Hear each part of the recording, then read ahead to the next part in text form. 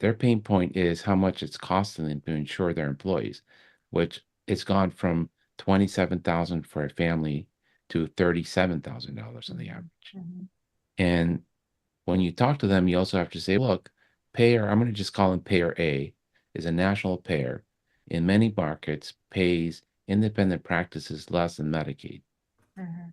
which is not sustainable. It's But not they'll, sustainable, and it's but, not. but, but Yeah. they will pay your local health system 200% of Medicare.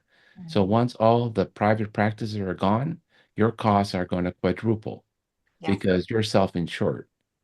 You need to get on your payer to make sure that there's enough competition in your market to keep your prices down. Otherwise, you're just going to keep raising the amount of money they're taking out of your pool to pay for this. They will listen to that message because they're tired of how expensive it is to provide these services for their patient, for their employees.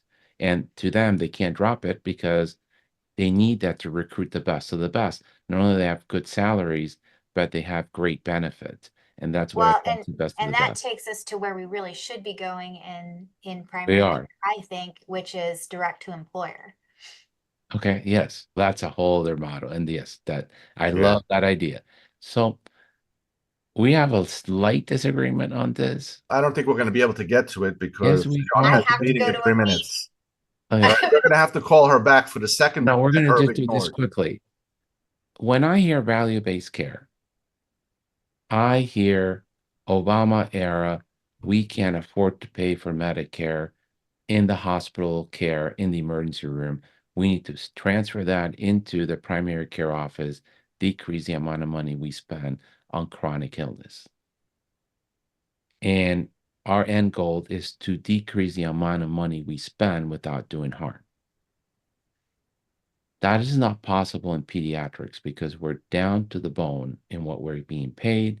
And pediatrics is about investing in the future and not in the future of this quarter, next quarter, not even 2 years. We're investing in the next 20 or 30 years. So try to find a formula to capture that.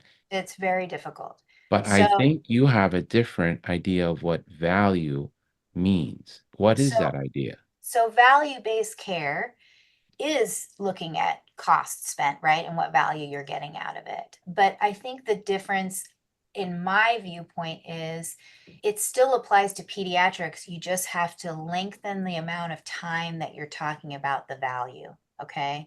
And so we're not talking about the value to your bottom line in the next year. We're talking about the value to the whole system.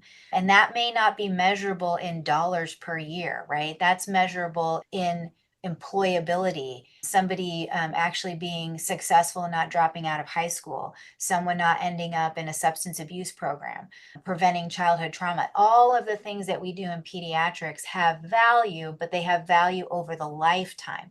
So if we're talking about an 85-year-old, we've got short term value, high cost. If we're talking about a pediatric patient, we've got long term value, low cost over the course of that time.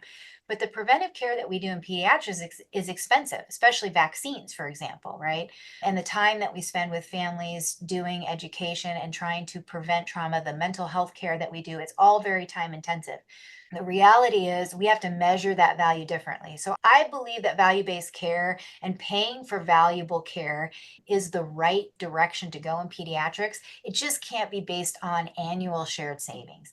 This idea that annual shared savings is going to be the way to fund care isn't workable in pediatrics, but you can still have value based programs that you're paying for, whether that's recognizing that groups have integrated mental health care and paying them more for it, whether that's paying someone a lump fee to do all the preventative health care for a patient for the whole year, and then making sure that they're getting those patients in and actually caring for them. And I resent some of the implications out there. Oh, we can't do that because then people will just take the money and not see the patients. We're the physicians. We're making the decisions to take care of patients, even though we're not getting paid adequately most of the time. I really am not worried about pediatricians not doing the right thing.